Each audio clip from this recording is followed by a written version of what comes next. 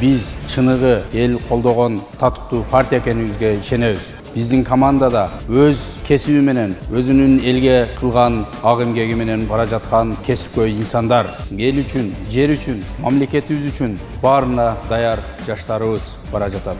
Жаңы жаш, билимдүү кыздар, балдар келип катарда кошулду. Командабыздын чындап профессионал, чындап элдин жүгүн көтөрүүгө даяр жигит кыздар топтолгондугунан далил берет. Кудайым буйрса чоң программаларды, чоң идеяларыбызды ишке ашырганга чоң мүмкүнчүлүк түзүп турат.